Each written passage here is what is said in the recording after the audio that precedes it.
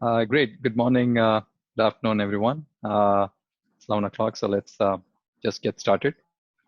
Thanks for joining this virtual roundtable conference today. As you know, Acuity Knowledge Partners has in the past organized webinars, which is in a different format. We've organized conferences in New York, Boston, and etc. face to face.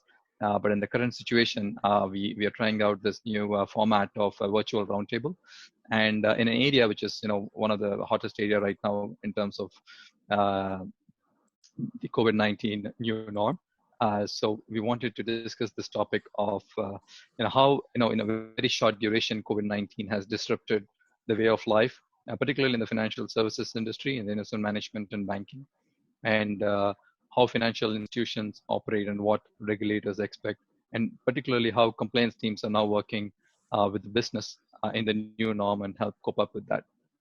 So without much let me introduce you to the panelists today. We have Deb Tobin from Manulife Investment Management. Deb heads is a global head of distribution compliance at Manulife. And we have Larry Griffin, former general counsel and chief compliance officer for LGIM Americas. Welcome, Deb and Larry. I would like you to maybe say a few words from your side. Sure. Happy to. Thanks, Karthik. Hi, everyone. My name is Deb Tobin. I am Global Head of Distribution Compliance for Manulife Investment Management's public and private markets business. Just a quick disclaimer that the opinions I share today are my own and not necessarily those of Manulife Investment Management. Over to you, Larry. Thank you. Good morning, everybody. Thanks for joining. So I've been a lawyer for 30 years. The last 15, I've been in-house as general counsel, chief compliance officer. First 5 years with a hedge fund that saw a fund grow before the crisis, manage itself through the crisis, and liquidate post-financial crisis. And in the last 9 years, I was the general counsel, chief compliance officer at Legal & General Investment Management in America. I was their first dedicated risk legal compliance officer. We grew from 13 billion to 220 billion. I resigned the last summer, and I stayed on through the end of Q1 of this year, but given the pandemic, I stayed on to help navigate some issues into May of last month. I've since relocated from Chicago and now live out in California, and I'm in the process of unveiling my next phase, but it's a little too premature to get into that right now. So thanks. That's from it. Thanks, Larry. Thanks, Deb. Thanks for the introduction. And also, I just wanted to let everyone know we have a great team today from other organizations who are attending this roundtable. Without going around the table, we have a lot of chief compliance officers from investment management firm largely, and also in the banking sectors, both from the US and also from Great Britain and Europe. So with that, let me just cover some logistics in terms of what we're going to cover today in the next 60 minutes or so. So we're going to discuss what the changes the firms are seeing in these lines, and what the challenges the firms are facing, and what are some of the new and different risks that come up, and what are the existing risks that now we have to take more seriously from a compliance perspective.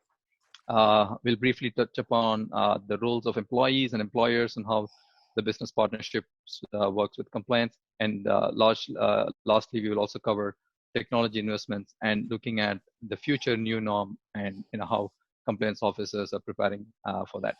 As I understand, this is a new, it's fairly recent. It's been in the last 3 months, so it's a learning for all of us. So what we want to do is, rather than having a presentation, we've structured this in a Q&A format, and we encourage all the participants here as well to kind of share their views and ask their questions as and when we cover through the different segments of this roundtable, so that we can have more interaction.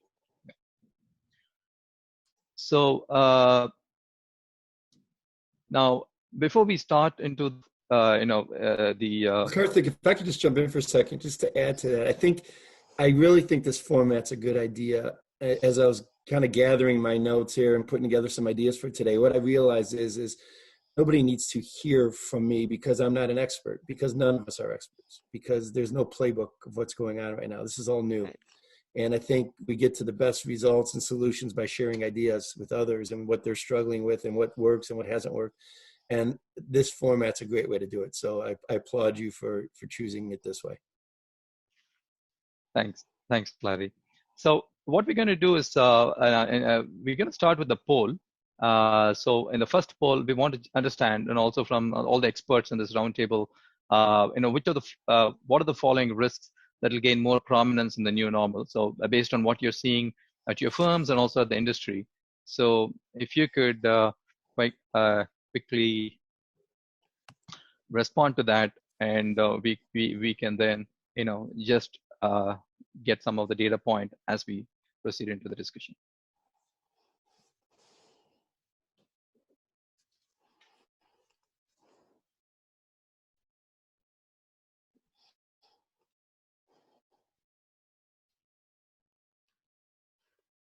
All right. You should you need to click submit, and then once everyone submits, I think still some people are working on it. We should get the final results shortly.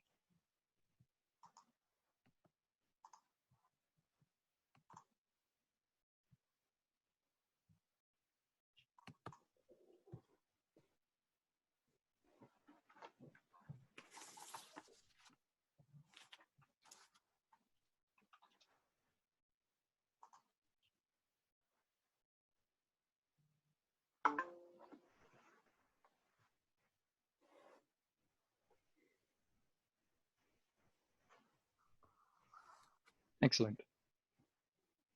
Oh, not surprising to see cybersecurity on the top of the list. Employee compliance, distribution. Yeah, all of the above. Okay, that's quite interesting. All right, so let's with that background. So the first question to Deb and Larry is that we hear a lot about the new risks emerging and the existing risks gaining prominence from a complaints perspective during these times. And due to these, we've seen a significant rise in email alerts, transactional alerts, increased scrutiny of client and third-party due diligence, and post-trade alerts. My question to you is, operationally, what has changed since Feb onwards in the last 3 months, and when the team started working from home? What changes have you seen, and what are the potential impacts and heightened risks that you're seeing? Deb, do you want to go first? Sure, happy to.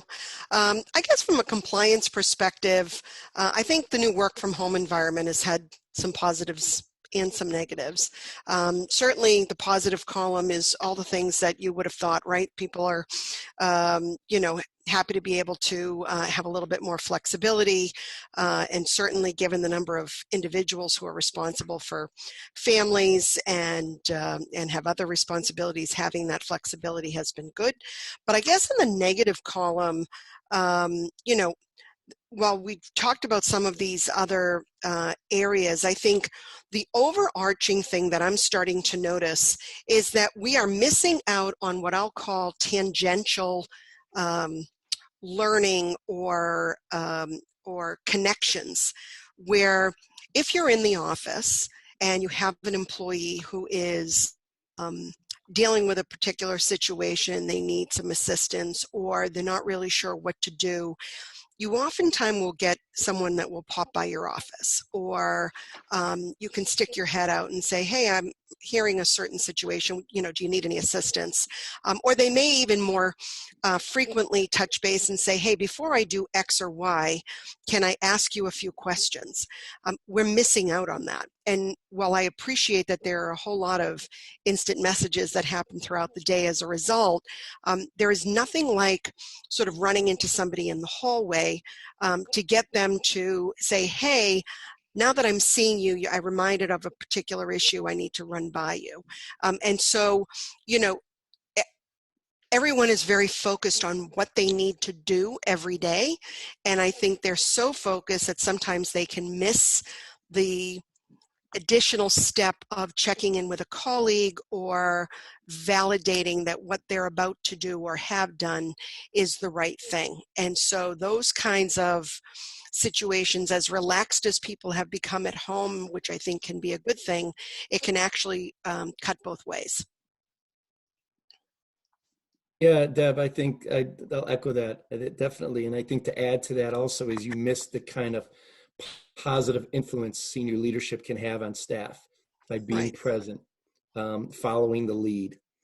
If you got a team comprising of ethical, good senior leaders, that rubs off, and you're going to lose that in an environment like this. But to add, so that poll was interesting. As I saw, employee compliance risk was number one. And I'll share with you, I chose all the above, but I think employee compliance risk is number one. I think you guys, we as a group are smarter than me as an individual because it is the highest risk. You think about, I look at our firm, until I was gone a few weeks ago, our code of ethics, personal account dealing has doubled. What does that mean? Well, that means that people are, one of the data analytics I used to provide our senior department heads is all the personal account trading everyone on their team did throughout the quarter. And they would get volume numbers, they would get security types, and then eventually we evolved to give them time of day trading. So are they working on their portfolio or are they working on client portfolios? Well, now they're trading, now the workday is blended. So throughout the course of a day, someone may be working on their own portfolio or clients. Marketing and social media increased precipitously. The risk of people making phone calls off of recorded lines has increased precipitously. All the record retention, record destruction, shredding confidential documents, all this stuff has increased precipitously because it's all happening off-site. It's not happening on-site. So in the end of the day, we're really dependent on the compliance, and I'm not going to say actually compliance, the ethics of employees. And that to me, this what has represented, what it has shined a light on for me is something that has just been a paradigm shift in my philosophy as a compliance officer for the last 15 years, and that is this. I started always saying, build a culture of compliance. We need to have a culture of compliance. And what that meant, I never knew. How you proved it, I was never able to do until we started getting proof of showing, 100% affirmations of, this and that. Well, then we kind of adapted and became a kind of a risk awareness culture. Let's be a culture of people that are risk managers, first line, second line. And now companies have to really focus on building a culture of ethics, because you got to speak to the people. You can go ahead. There's a lot of companies that have a culture of compliance that meet the 7 guidelines of the federal sentencing guidelines, the seven federal sentencing guidelines for a good compliance program, that are still committing fraud. Now, why is that happening? Why are these companies that are passing their annual reviews and their SOC 1s with flying colors committing fraud and having issues? So what this has done for me, this has been a revelation, is that it not only highlights the seriousness operationally of risks outside, cybersecurity, hackers, phishing exercises, but it also, to me, has elevated risks within and what can happen within an organization when you let everyone go and work on their own at home with their own equipment and their own devices. And not to get too into the weeds on it because we got a lot to cover today, but what that does is it highlights the importance of senior leadership and supervisory responsibility. And I think it requires organizations, compliance teams, to even further deeply embed yourself in the organization at the senior leadership level while remaining independent so that you can hold those senior leaders accountable themselves.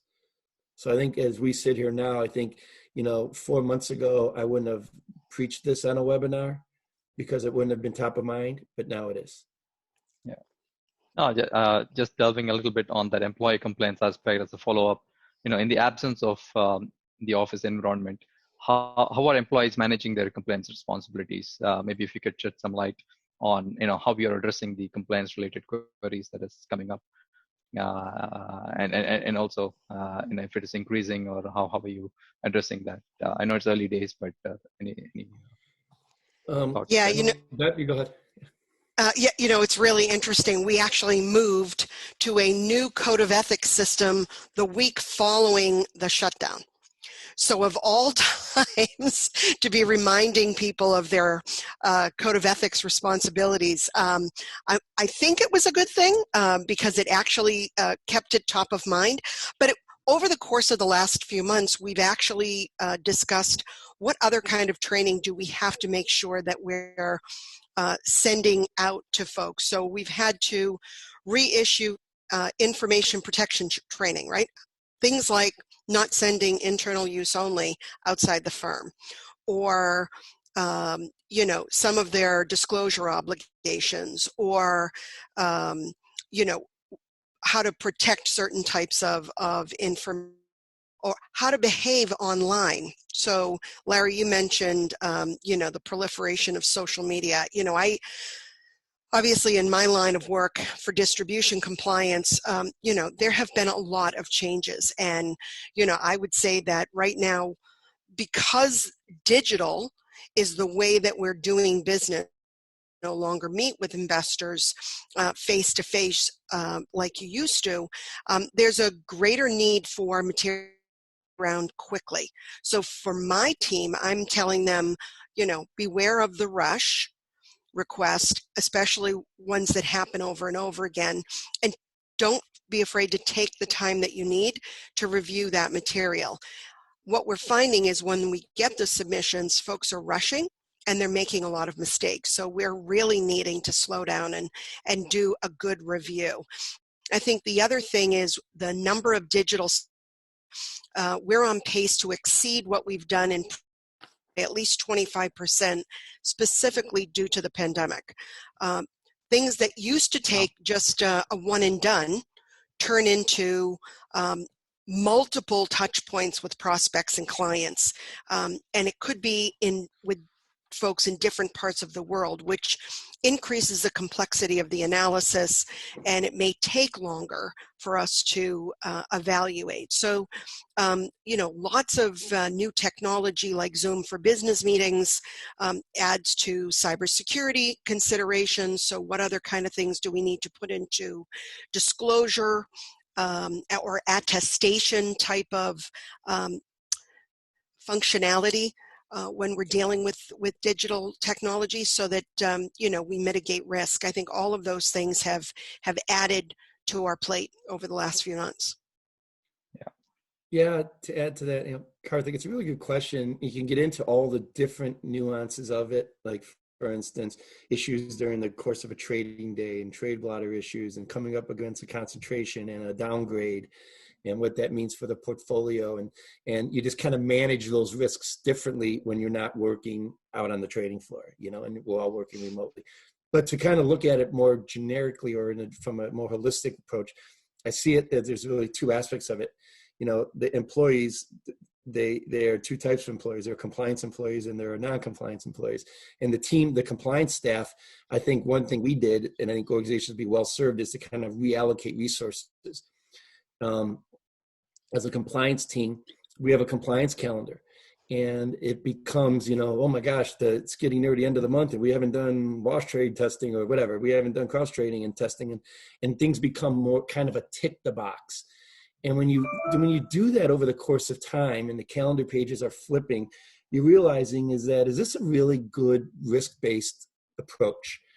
Are we really allocating our time, our resources to the areas where we think our risk is most likely to unveil? And so what we've done is we've taken certain aspects of compliance and have reallocated the resourcing of it and capacity. So there are more maybe junior people doing more things that are less significant and more senior people honing in on some of the more significant things. From the general population, the non-compliance employee issues, I think for us the biggest thing is that it's not BAU, because the compliance manual that gets issued every year or every 2 years or whatever needs to be more dynamic now. I think people's risk approach needs to be more dynamic, more iterative. Policies and procedures need to be adapted readily and regularly. And it needs to not just be coming from within compliance, but throughout the organization. So I think what that means is there's got to be a more interactive approach with senior leaders and staff with the compliance team, not an edict from above saying this is our new policy and procedure for this, as opposed to hearing what's happening, seeing and observing, and working with the team to put together policies and procedures that conform with the practices.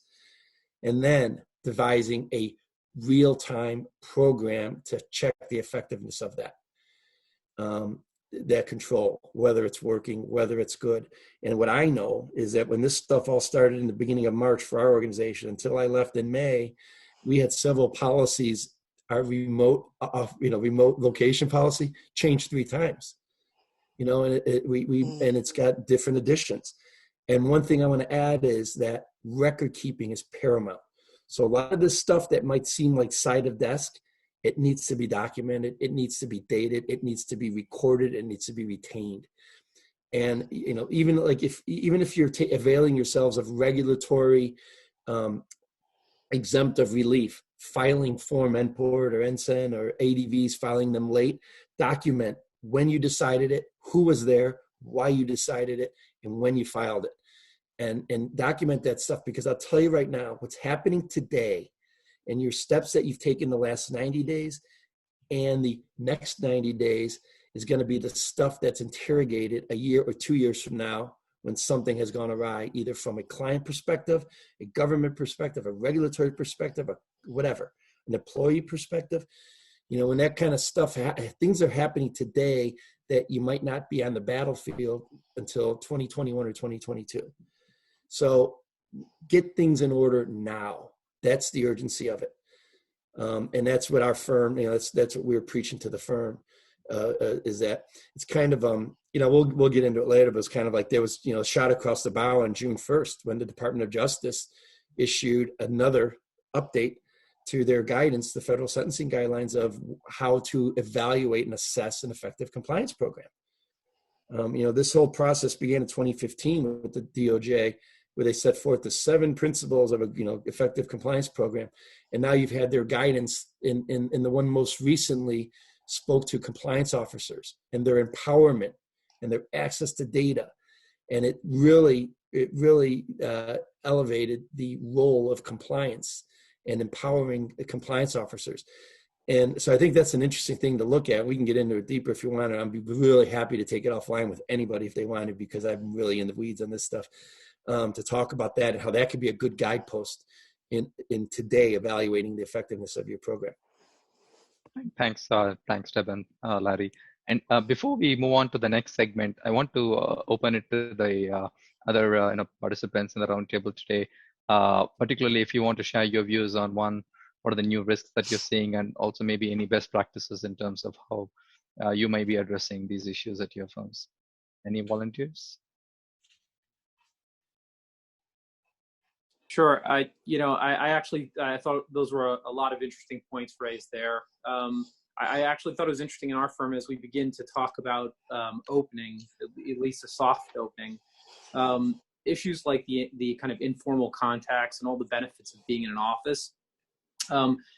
They actually seem to be being curtailed or kind of dampened by the new environment. So even in our kind of new office opening plan, I would not be allowed to have any other person in the company in my office. So nobody could be in my office. They're going to suggest channels of traffic in the hallway, so people are only walking one way around the office, right? Some of these things may relax over time, but it's very interesting to think that some of the definite losses of being in an office, right? The downside, the kind of soft contacts, are not really coming back strong at least in the initial kind of plans for opening an office. So I don't know if it's really a question or more of a kind of a general add-on point. It looks like this is going to kind of be with us for a while. Thanks, Stephen. And then I would actually maybe ask a question separately, which is, we've actually, which is interesting to me, but I guess good in terms of the firm, been adding to headcount kind of going into the crisis and along the way. And it's an interesting, from a compliance culture perspective, it's a very interesting challenge to bring in new people into the firm in a time when they'll essentially never meet their coworkers, right? In the short term, anyway. So I don't know if there are any thoughts about kind of or thoughts or recommendations about how best to kind of onboard new people into the compliance culture. Yeah, that's an interesting dilemma. And I think, it's important for new employees to always have the opportunity within the first couple of weeks to sit down and talk with us. Definitely make sure that managers know that you want to sit down and have a conversation with their people. And I think that's where we can help reinforce that. But it is a challenge. And, especially in a very large firm. I mean, our firm has over 30,000 employees worldwide. It's just not practical, right? So, I think it's also, something that we're going to have to send out constant reminders and, just get people to kind of rethink. We had somebody on board recently, and as a result of, folks not being together, there was a certain element of training that didn't occur. And, there was a situation that we had to address. So, it's not, of course, by any malice or any kind of intent to avoid responsibility. I just think that there's only so many hours in a day, and it is going to be challenging for us to have the volume of conversations that we might have in the course of a day where you're walking around the office. Larry and I were talking yesterday or Monday as we were preparing for today about, you spend a lot of time just walking the floor and just having conversations with people and how are things going. And when they see you, things come up. I joke a little bit like Catholics going to confession. And so do you have a minute?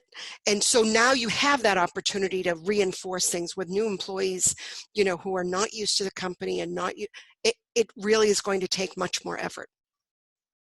Stephen, one thing I noticed, the week my successor started was her first week in the office and her last week in the office. Oh, wow. She had our new general counsel, CCO, came on board the first week of March, and the second week of March, our office was closed. And since then, we've hired 2 people, and it's really hard. It's hard. You miss the, let's go grab a cup of coffee. Hey, tell me a little bit about yourself. And that's not suited well for a Zoom session. It's too contrived. It's not casual enough. And when you look at kind of the, some of the people that have been in the workforce for a decade or more are kind of settled in their ways. Some are extroverts, some are introverts. Some people love this, some people don't like it.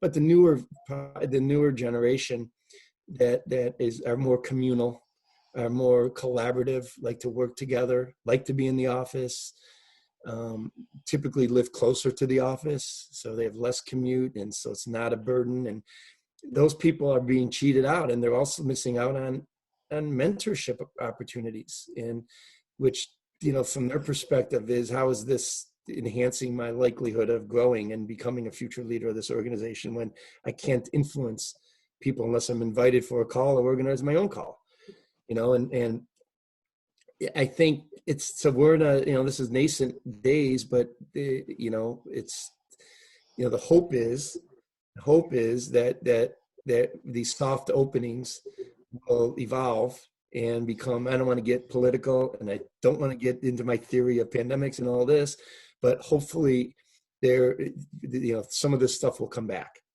and we'll be able to live with it, and we'll realize, that was an opportunity to kind of trim off some of the excess and the waste, and we're even better now and more efficient now, and we're able to build relationships again.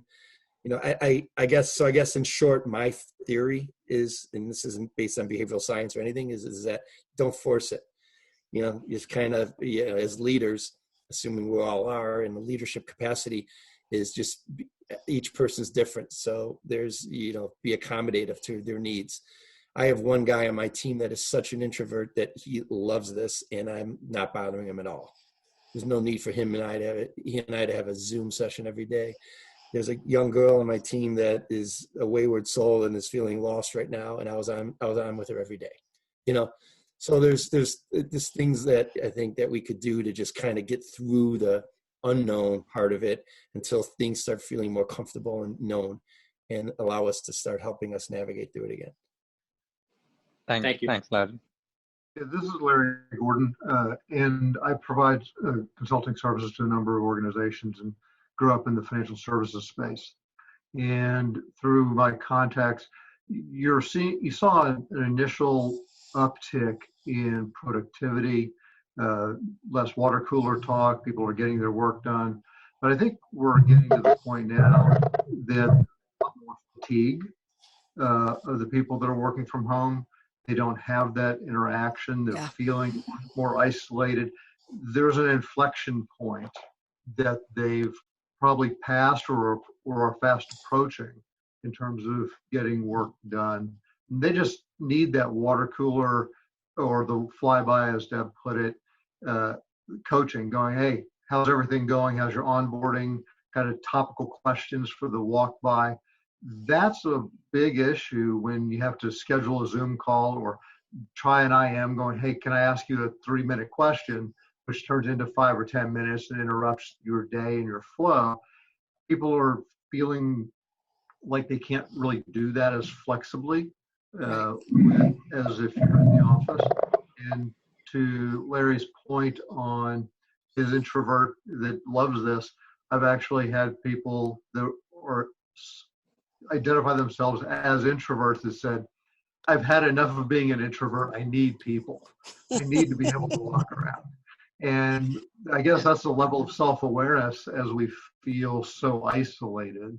We're working in 4-wall space because you can't take all your monitors and walk outside and kind of work from there or wherever you are. The level of comfort to getting the work done and has changed, and I think we're hitting some inflection points of people really kind of rebelling or needing to get back into the office. These are great points. Interesting to see compliance more as a mentor rather than police officers. No, it's Exactly. right. One thing to add that I noticed is it has introduced another kind of a more humane element that is warm and comforting for me. Karthik, I look there and you got an Acuity Knowledge Partners, box behind you. I have no idea if you're home or not, but I've been on calls where dogs have run in or kids have run in or, hear a dog barking in the background. And I mean, there's been times where I wake up and I, put on my ball cap and I go down and someone goes, hey, can we hop on a Zoom session? I'm like, I haven't showered yet. I got a baseball hat on, but people don't care about that. So, this kind of new generation that wants to bring their whole self into work, don't leave who you are outside the door, bring yourself into work. This is invitive of that. This kind of environment is, hey, I'm at home and I'm at work and this is me and this is who I am. And I've got a glimpse into the souls of a lot of my staff that I hadn't had before. And it is, I think, so it can provide for deeper connection as well. It's not just all, negative or whatever. You could help you connect better too. So. Right. Great. Thanks, Larry and Larry Gordon and Larry Griffin as well. So one other area, maybe I can just ask Adam, you and I had conversations on the trade surveillance aspect, and there's been a lot of compliance risk on the rise in that space. I don't know if you wanted to share any thoughts there before we move on to the next segment. On trade surveillance, Karthik, can you hear me okay? Yeah, you can. Okay. Yeah, I mean, there's definitely been pressure on that with work from home. We before work from home, we had compliance officers up sitting with the credit analysts, and we also had another compliance officer who was down with the trade support team, which is on a different floor, and there was a lot of informal interaction. So we've had to formalize that, and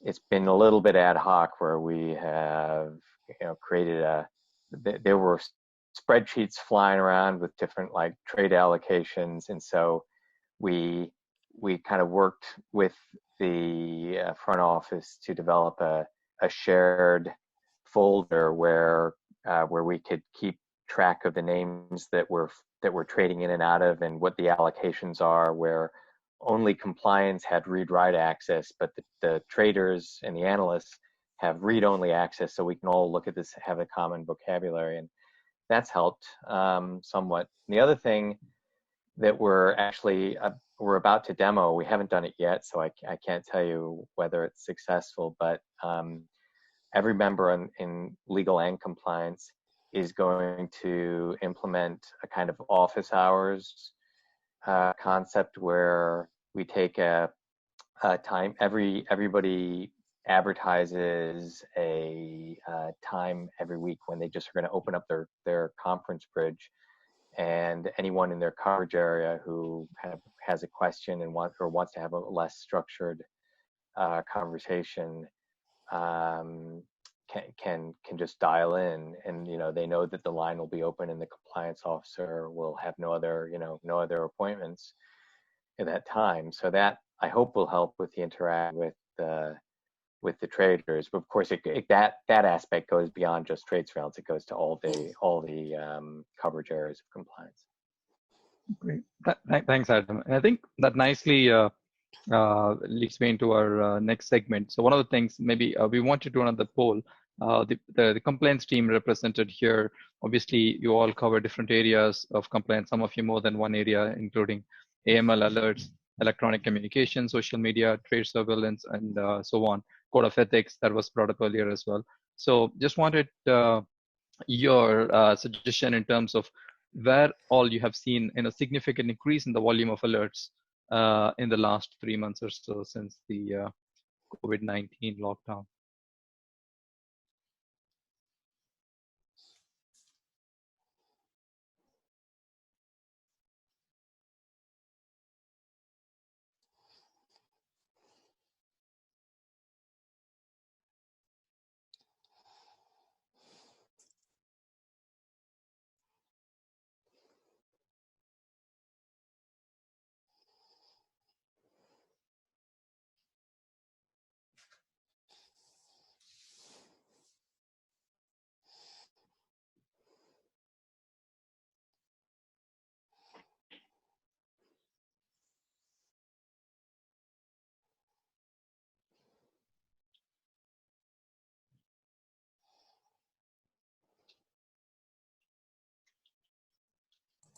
Karthik, I just want to be sure that, does everyone have to respond in order for you to get the poll back? Because that's right. Yeah. You just click submit, and I think we'll get the results. Yeah, Maybe. I did not respond because I didn't have a role in that. Okay, no worries. I just want to be sure it doesn't foul up your getting the results back. Okay, we'll generate the results with that. Yeah.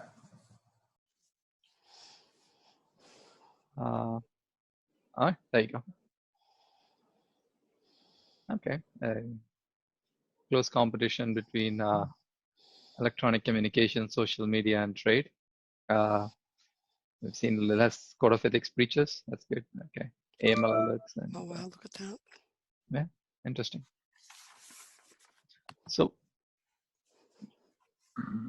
one of the areas, what we wanted to move in the next segment is, the client-facing roles have what we've seen has been, one of the largest, biggest changes in the new environment. The sales and business development teams across all sectors, including at Acuity, are trying to find new ways to reach out to their clients with no face-to-face meetings. Most of the selling, marketing, brand building, networking, etc., have moved to a digital platform. So in the next segment, we want to focus a bit on the digital platform and see how compliance function are working with business to manage the push to the digital platform. So in terms of the question, I wanted to get your views. If you're seeing an increase, for example, in the distribution compliance tab, are you seeing increasing marketing literature reviews or an increase in alerts from social media perspective? And yeah, and also in terms of the investments in digital media platforms, and which is enhancing the capability to reach out to the clients and manage CRM. So are you seeing how a compliance function coping up with these new platforms, and how what are you seeing in that space from a business development standpoint? Well, yeah, thank you very much for that question, because that really seems to be the majority of the work that I'm doing these days. We were already seeing some aspects of our digital marketing program increasing before the pandemic, but as I mentioned earlier, it's now no longer just a question of volume, it's also a question of speed. So they want it, and they want it yesterday. And the level of complexity has increased. So what do I mean by that? Well, we may have this new thing now is search engine optimization, and wanting to have all of their terms approved, and you have to know everything that's going on in the business so that you don't trip over something that you're doing in the private fund side, or in another area inadvertently. So it requires us to really be connected to what's happening on a daily basis. Additionally, things like paid search, paid social. There's just so many different ways that because there isn't the same level of physical contact between people, that they're trying to get become top of mind with our clients and prospects, right? So it's a constant push of information. As I mentioned before, you might have a single webinar where you had an email invitation, the webinar, and then the follow-up. Well, now you're going to have all sorts of other things, and they may be looking to use it broader in order to get more folks to come to our site. We actually, right before the shutdown, we also launched a new institutional website. So we've had a lot of things happening simultaneously, and at the timing, of course, it's never good to have a shutdown or a pandemic, but we had all of these things, and business has to go on. And so there's just been a lot of considerations that we've had to take into account. As I mentioned, we've got specific kinds of disclosure or attestation that we've asked folks to pull in. They want to take a certain client type of an interaction and make it available to prospects. So what does that mean, and what additional controls do we have to put around that? As Larry mentioned, record keeping is huge. What are we doing? How are we doing it? The proliferation of marketing and digital tools that the teams want to use are sometimes more sophisticated than the compliance people who are being asked to review them. And so as a result, we have to really get up to speed very quickly. And so needing to make senior management aware of the need to maybe even bring in some outside counsel or other resources as a result of having so much more to monitor in the space of social media or web, having to bring on more staff. I know that we're having that conversation with Acuity right now about bringing on more staff to help us manage some of this increased volume. So it's a multi-pronged thing. There's never a single right answer. It may be, we can touch it this way, and this way, but we've got to make sure that everybody's on board with what we're doing, how we're doing it, and, how do we need to ensure that we've got an appropriate control environment that we can go back and test later. That's another piece of this, right? So lots of considerations in this space. Cross-border is another thing that, we're seeing a lot of in our business anyway, where you have folks that are involved maybe with a multinational organization, and they're wanting to have conversations with folks that are in another country. Well, in the past, they had to get on a plane and go have that meeting. Today, they just have to get on a phone call or on a Zoom call. And so do those same cross-border considerations apply? And what do we need to do about that? Because things are happening so much faster. So there's a lot of things that we're seeing today, and I'd be really interested in hearing what other folks are experiencing as well in this space.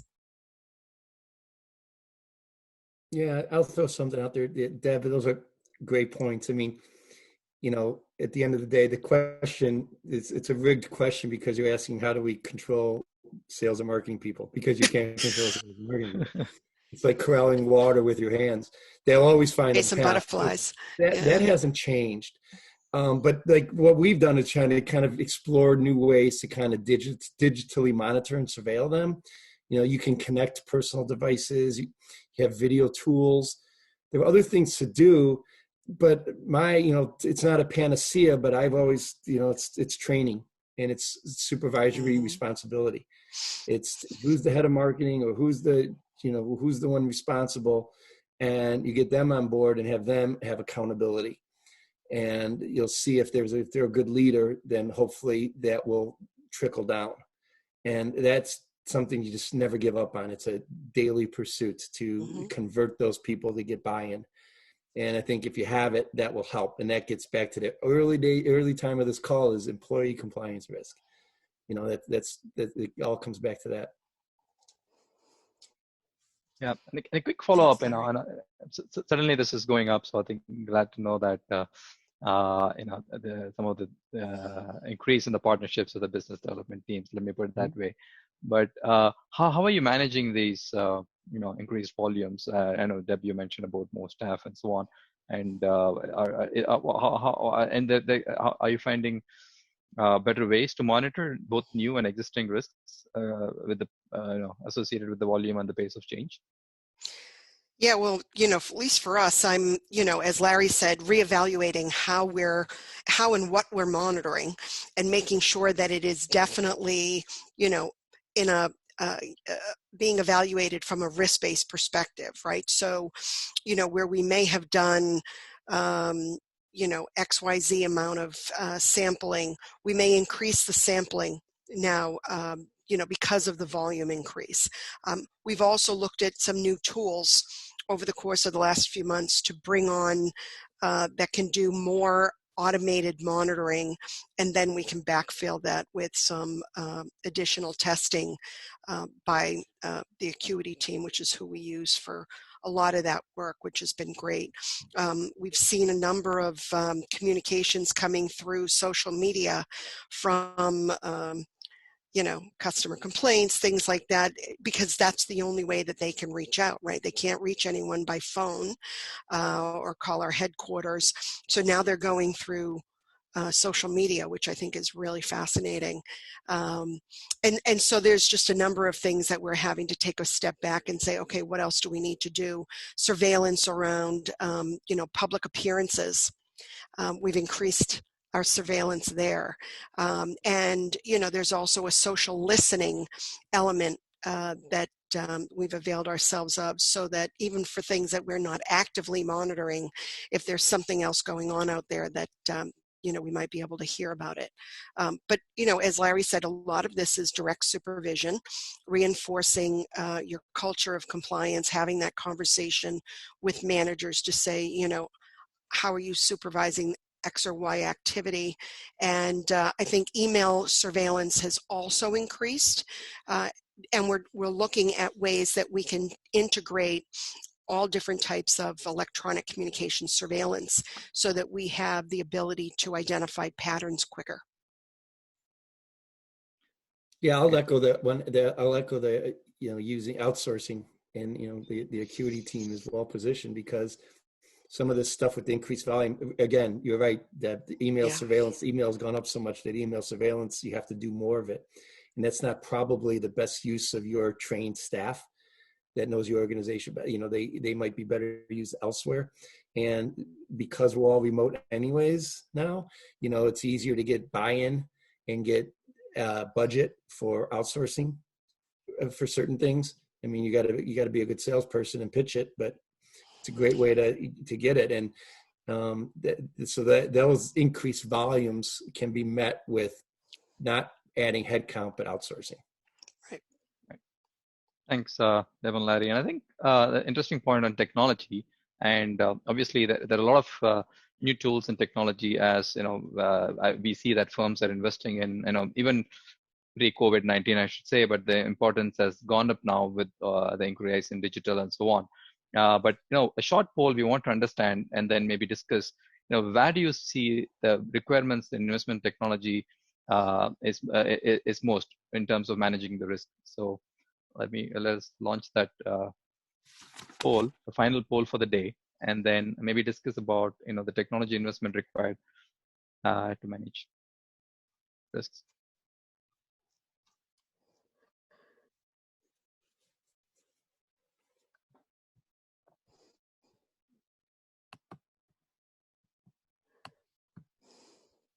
I'm sure everyone, the compliance officers would like to say all of the above, but I think the CFO is also playing a tight role with the cost cuts and budget. So, and if we have to make a choice.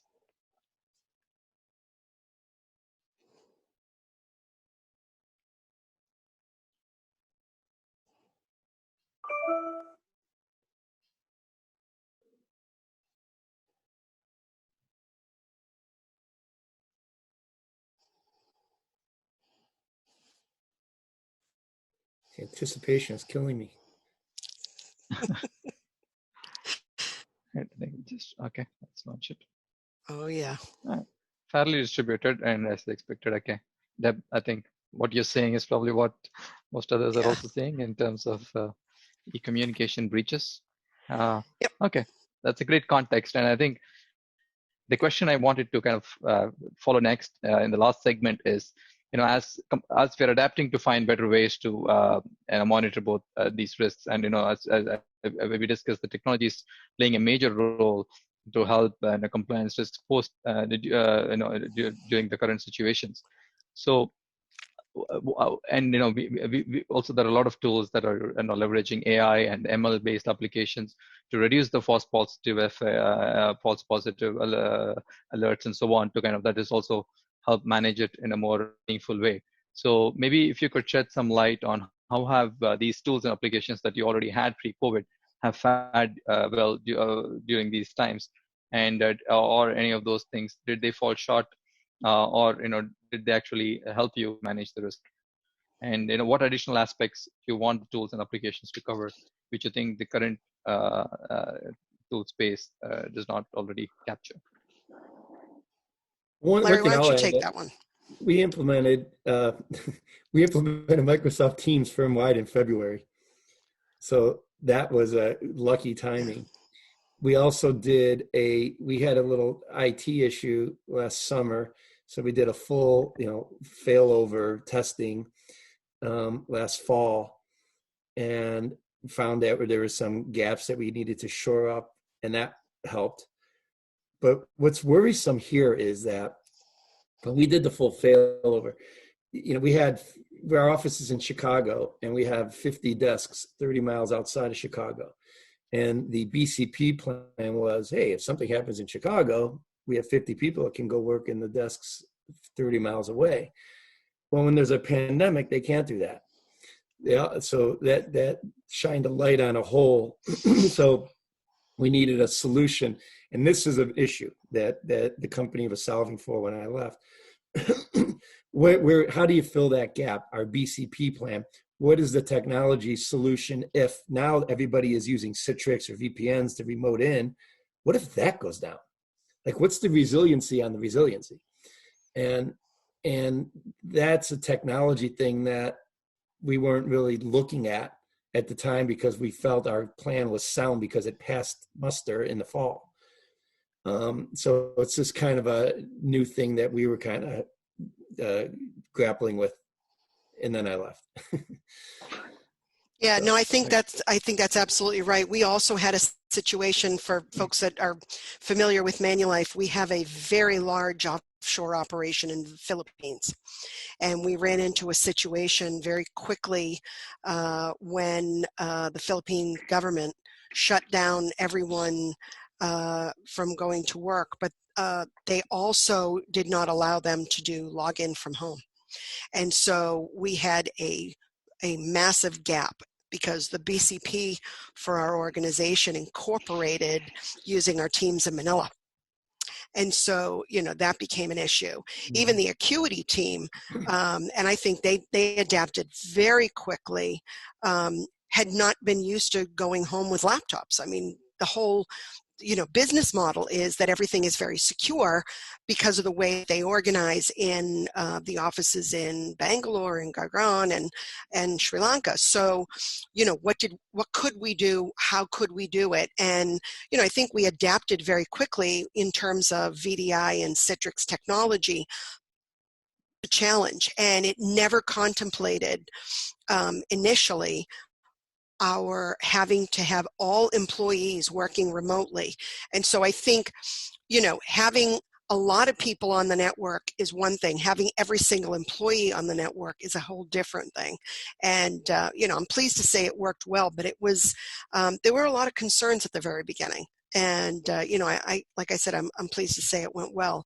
And I also appreciated the flexibility, of the Acuity team, because this was not something that they were used to doing. They hadn't been asked to use their own equipment. And, a lot of it really required a lot of reinforcement of, our trust in one another, in making sure that there was, an appropriate, and this goes to the third party risk, right? So there's an appropriate level of understanding of policies, procedures, confidentiality, et cetera, and not just with your employees, but now with your vendors. And so, I think it was an important learning. It was something that, our GCO actually was extremely pleased with and recognized the organization, for being able to enable that, because most of our investment compliance work is done through Acuity. Thanks, So Larry and Deb. yeah. Maybe a couple of from the participants, some views from the banking side. Maybe Stephen Fleming and Eric, maybe you can share your views more from the banking side and what you're seeing. From an IT perspective, so ironically, our business continuity plan was primarily people working from home. So I'm the COO of the Royal Bank of Canada here in Europe, in the investment banking piece. So we were quite fortunate that our business continuity planning, that everybody worked from home as opposed to an alternative site, dovetailed really nicely with the appropriate solution. I think I worked for a particular organization that's not overly agile. So we did have, and we do have, video conferencing capabilities. There was a vendor called WebEx, and they were the only video conferencing capabilities that we were able to use. So I'll give you an example. This call is on Zoom. So what I've had to do is to get permission to forward the invitation onto a personal device so I could use Zoom. Okay. And at the present moment in time, we are trying to get Microsoft Teams signed off for the entire platform. So what we have at the moment from a compliance perspective, given the fact we look after clients, 10 different sectors, some of them are regional, some of them are global, some of them are local, they're all using different ways to communicate with their bankers. And if we need to stay relevant to these clients, we need to communicate with them. So we're getting ad hoc permissions to use these various applications, Blue Jeans, Zoom, etc. So I think what we need to do is try to amalgamate some of that process in some of those approvals.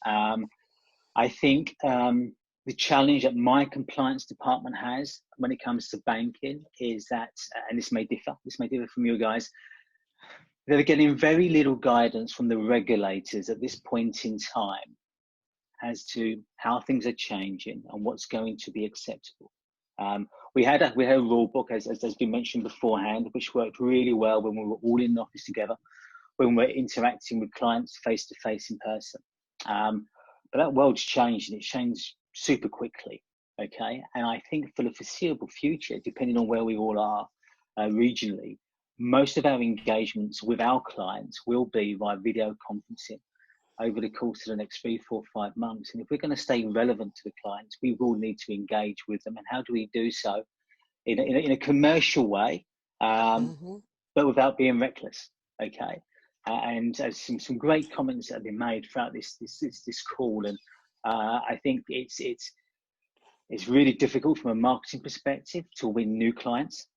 We are finding, because it's very difficult to have a relationship with a client where they trust you enough for you to be their investment advisor. Okay, so the engagements primarily are just, dare I say it, maintaining relationships. Okay, it's very difficult to start new ones.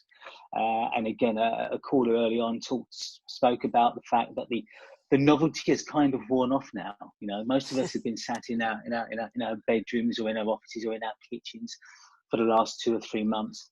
We have a new graduate class joining RBC in a month's time, and it's all going to be virtual, and they will be sat in their bedrooms likewise. How do I enforce that culture that we spoke about, those ethics?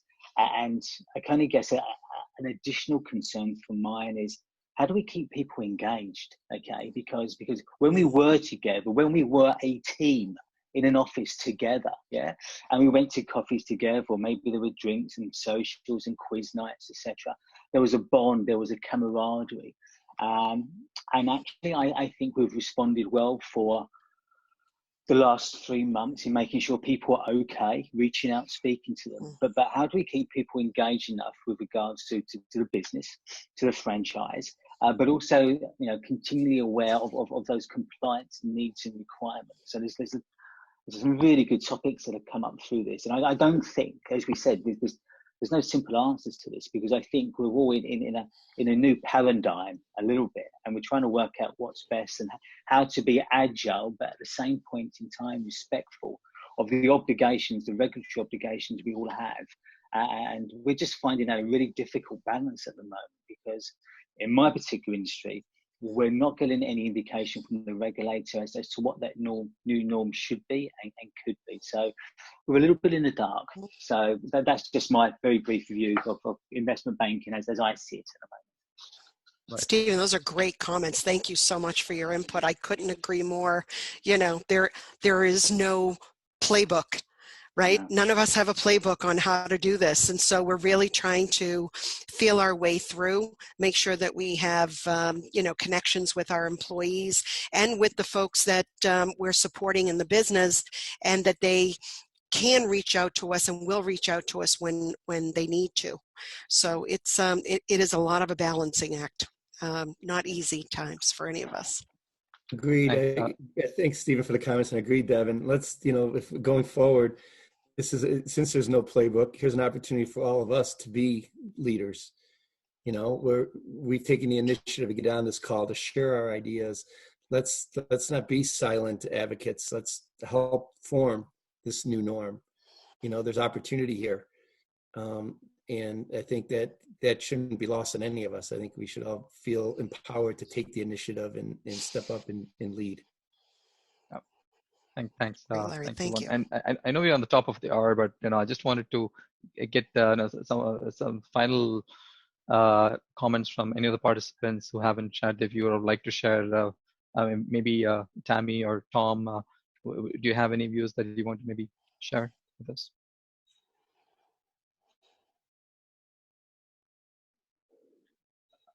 Paul, do you have any final thoughts on this?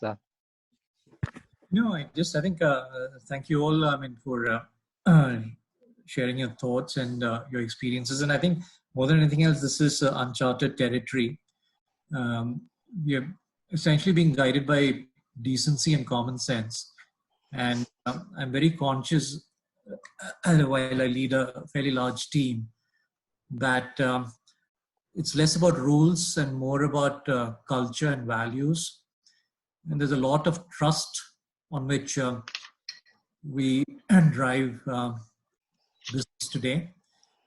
And I think it's a fine balance where I have to respect privacy. People are working from homes. At the same time, there has to be a certain amount of surveillance. So where is that fine line? And the other nuance that I sort of grapple with is this is totally upon us. We were not prepared for it. It is supposed to be a temporary measure. Now some of this may be permanent. So that adds different nuances and different complications, especially about abuse. If there are somebody who is determined to break rules, it's difficult if it's a temporary one where you're rotating. But if this is going to be with us for a couple of years, I think it takes on a different complexity. So I think, I mean, interesting times, but I think there are a lot of challenges ahead and a lot of answers we don't have. So we're just learning day by day. So it's great to hear your experiences, and hopefully you'll keep in touch, and we will reach out to you for your experience and guidance. But thank you all for your time. Much appreciated. Thanks for having me. Yeah. Thank you. Thanks, everyone. And I think that kind of concludes today's session. And I think it's been great to get all senior leaders from the industry share their views, and especially where there is no playbook, as you mentioned, Deb. So we hope to continue this as a series. So this is the first of the series in that aspect. So if you have any comments and suggestions to kind of improve this interaction, please feel free to share your feedback in terms of the format or the content, etc. So thanks once again, and appreciate everyone taking the time to join the roundtable today. Thanks, and have a great rest of your day.